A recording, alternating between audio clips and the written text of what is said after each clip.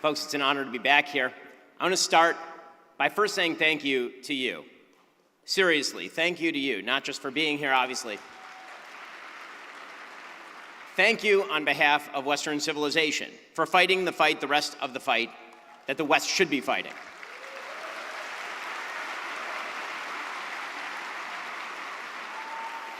As a Jew, as an American, as a member of Western civilization, honestly, I want to thank all of you. There's something that we do very often in the United States when we do events, and it's always moving and it's always special, but I think it has a different impact here. I've never seen anybody do it because it's so obvious, because you're all living it.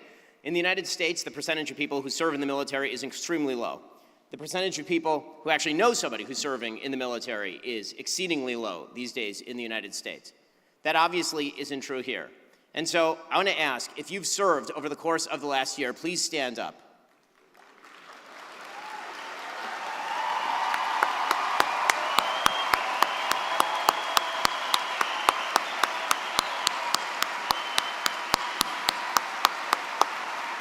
And now, please stay standing.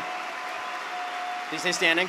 If you are a member, if you're a family member, brother, sister, husband, wife, of somebody who's serving, please stand up also, if you're a family member.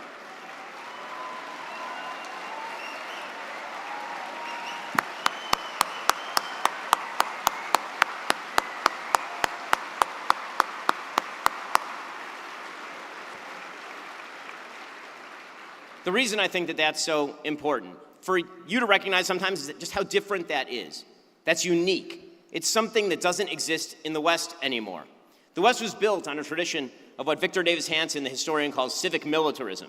The idea of free people who band together to defend themselves, defend their property, defend their honor against people who would seek to destroy it. Israel may be the last and best example of civic militarism in the West these days, and serves as an example over the course of the last year for the rest of Western civilization.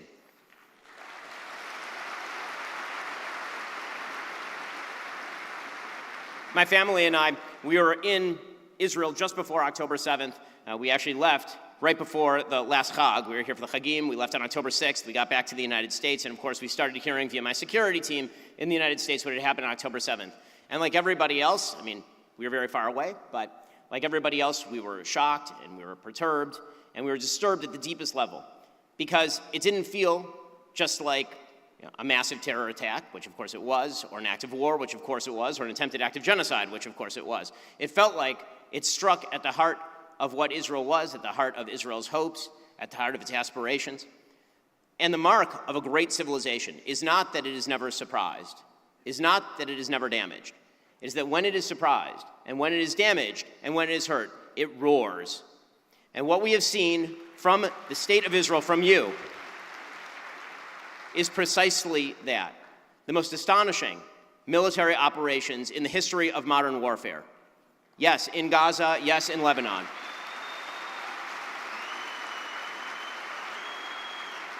A social fabric that just moments before October 7th seemed to be fraying at every corner, suddenly coming together and proving itself more durable and stronger than the social fabric of pretty much any other nation on the planet. People who 5 minutes ago were fighting each other in the streets, suddenly side by side, from every walk of life. It was unbelievable. Now, why is that important? Why is that important to the West? Why does the West care so much would be a good question. I've spent a lot of this last year doing something much less important, talking. Right? I go to a bunch of colleges and universities, or I'm debating people in the media about what's going on here. And the real question I think that needs to be asked is why anyone cares. Seriously, why does anyone care? It's a pretty important question. After all, for those of us in the United States, it's 8,000 miles away. In the scale of global conflict, it's actually a fairly small global conflict. There are multiple global conflicts that are currently taking place that have a higher dead toll than what's currently going on in Gaza or in Lebanon. And yet it's at the front of everybody's mind. Why is that? And the reason is because it's indicative of a far larger battle that's taking place across the West. A battle that I've characterized as the battle between lions and scavengers. Lions are people who want to build. Lions are people who believe that they have a duty to themselves, to their families, and to their civilization to build, to make life better for people around them, to innovate, to build social fabric, to defend themselves and their families. Those are the lions. And then there's a scavenger mentality. And this is what's so important about what's going on. The scavenger mentality has now become not just common, but de rigueur among a huge percentage of the left in the West. And the scavenger mentality goes something like this. If you are successful in life, it is because you have victimized somebody else. If you're a failure in life, it's because you have been victimized by somebody else. This is a pernicious and evil idea. In fact, it's an idea that goes all the way back to Cain and Abel. And the basic idea of Cain and Abel is that Cain isn't actually victimized, but treats himself as a victim and therefore takes it out on Abel. And the message of that story, obviously, is the Musar that God gives to Cain, where he says to him that sin crouches at your door, but you have the capacity to overcome it. Well, that is a lesson that the left not only refuses to learn, but believes is wrong. They believe that the world can be divided into oppressor and oppressed, and that the way you can tell whether somebody is an oppressor or whether they're oppressed is by their failure in the world.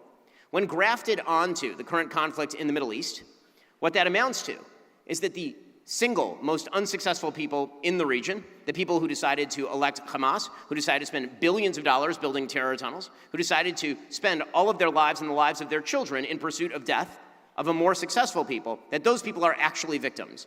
And the people who innovate, the people who have built an enormous tech sector, the people who have built a workable economy, despite all of the obstacles, which I'll get to in a moment, despite all of the ridiculous obstacles of being a tiny state in the midst of a great wave of areas that are not particularly friendly toward Jews or freedom or decency, that despite all of that, Israel thrives. That is precisely its sin. When Israel says, why won't you leave us alone because we're successful? The answer is, you won't be left alone because you are successful. If you're a failure, they would leave you alone. If you're a failure, they would think that you were one of them, but you're not. You decide that instead, success is worth the price. Because guess what? There's a moral obligation to succeed. So, in this nation of lions, I've suggested that there are effectively three categories. There are innovators or hunters, people who are out there creating new products, goods and services. The innovation that you see in the Israeli military is beyond parallel. There's nothing else like it on the planet.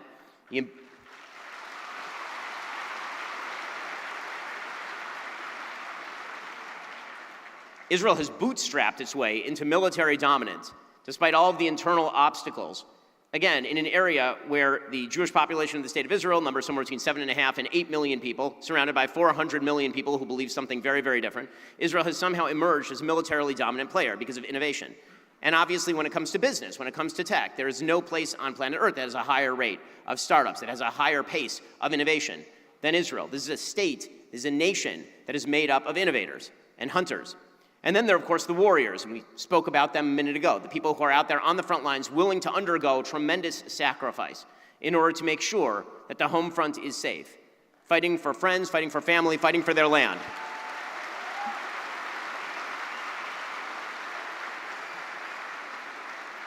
And then there are the weavers, the people who are in the family. That's why I asked people in the family to stand up, because they've undertaken unbelievable sacrifice this year as well. While people are out on the front lines, you have wives and mothers who are at home taking care of the kids, making sure that everything still runs on time, the kids are still being educated. You have business people who are still going to work, making sure that the economy still functions. You have people who are ensuring the social fabric is still held together. Right? That is a major burden. It is a thing that only a robust people can undertake. Okay, but Israel, I think, over the last year has proved what is best about Israel. And now it's time to take that to the next level. It's time to take the ethos that we've seen over the course of the last year and extend that to the next 100,000 years of Israel.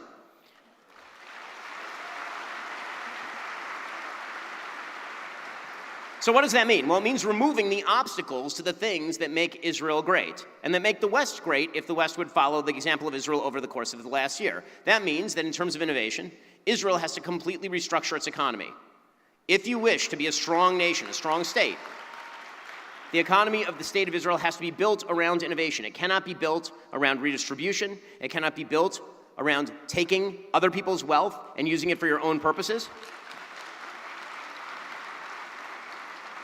The ethos of a civic militarism requires that everybody put in their 2 cents and that everybody be able to retain that which they have built and then build for the future. Everybody, not some, everybody.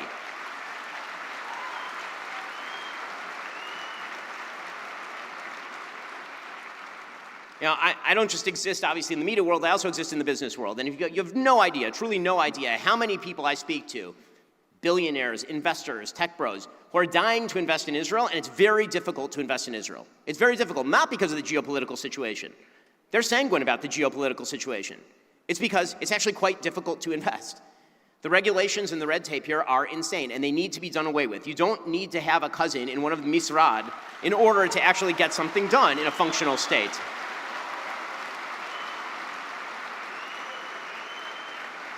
That needs to change, and it needs to change radically. And then as for the warriors of Israel, the warriors of Israel have to be protected, and they have to be made independent.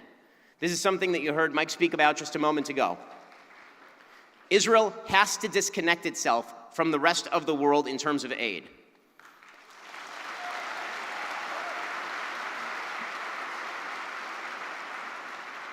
As an American, that's what's best for America. And as a member of Western civilization, it is good that Western nations be robustly capable of defending themselves without having to have their leash tugged on by a derelict dotard like Joe Biden.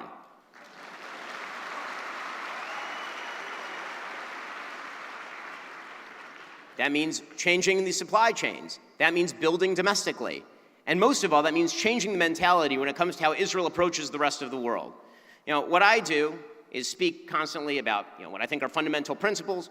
I talk for a living, as I say, but when I talk, I can't change the facts on the ground. Only the people who live and work can change the facts on the ground. And so Israel has spent a lot of time over the course of my lifetime engaging in the game of moral suasion, trying to convince everybody that Israel is right and its enemies are wrong. Well, the problem is, as I've expressed in the dichotomy between lions and scavengers, Israel being right, Israel being good, and Israel being successful are precisely the things that its enemies hate about it. Every time you talk about how Israel is good, right, and successful, its enemies get angrier. They insist that you are worse. They insist that you are more evil. Your success is a sign of how bad you are. So the world of moral suasion is not where Israel is going to guarantee its future. The world of independence and strength is where Israel always has and always will guarantee its future.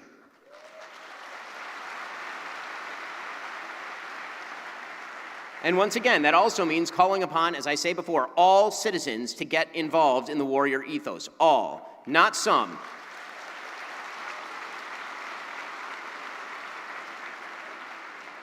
Abraham Lincoln suggested that a house divided against itself cannot stand. That is certainly true when it comes to the call to duty that is represented by IDF service, for example.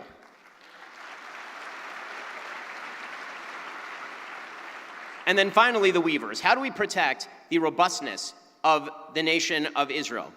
How should the West protect itself when it comes to the weavers, the people who actually build the social fabric? Israel's an amazing example of this because Israel is the only country in the West, literally the only one that has above replacement fertility rates. It is the only Western country on the planet that is reproducing more than it is dying. So why is that? Well, obviously it has something to do with the religion. It has something to do with the Bible. It has something to do with the culture. Because the reality is that even the Chilonim here are more Orthodox than most of the people who are Reform and conservative Jews in the United States. There's something in the water over here, or something in the relations over here between cousins. Every Chiloni has a Haredi cousin and vice versa. And that means that even people in Tel Aviv are still having 3 kids a couple. Hey, that is something that needs to be maintained and it needs to be promoted. It's something the rest of the West should take note of. A culture that prizes life has more kids. Well, what does all of that mean? It means that you guys, a lot rides on you. A lot rides on your success. This is the tip of the spear in a civilizational battle. It's why everyone cares so much, and it's why you don't have a choice as to whether to succeed. You have a duty to succeed, not just on behalf of yourselves, not just on behalf of Israel, on behalf of the West. Because as you go, Western civilization goes. You are an outpost of Western civilization, of Judaic values, in a place that is rather inhospitable, and you've built something incredible. And if that flower can grow out of this wilderness, then it can grow anywhere, and should. And the West should take heart from all of that. Earlier tonight, and he's not going to know that I'm going to do this, there's a young soldier who's here who I had the opportunity to meet a few months ago. It was by Shavuot time. We were here with my family. And Ari, are you here? Ari's in the crowd somewhere. Ari Spitz.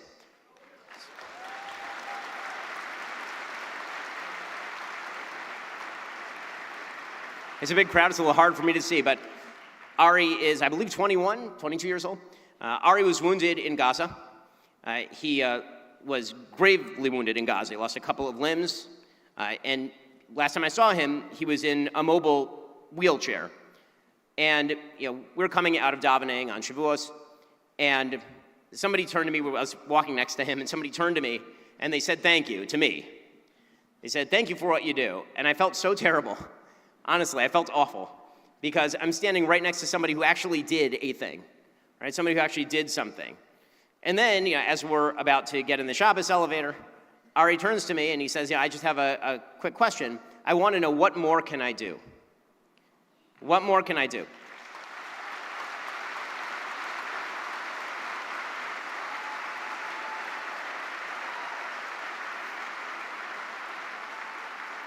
That's the ethos that's been uncovered in Israel in the middle of the gravest time in its history. And that's an ethos that needs to be carried forward, not just on behalf of Israel, not just on behalf of Jews who live abroad, like me, on behalf of Americans, on behalf of the West more generally. That ethos, that lion ethos, has to be revitalized, it has to be reawakened. And you in this room, all your family members, all your compatriots, all the people of this country, you're the people to do it. Thank you so much. Thanks for watching. Drop a comment below. Don't forget to like, share, and hit subscribe to stay updated with our latest content. Until next time, stay informed and inspired. This is Dejobnik signing off.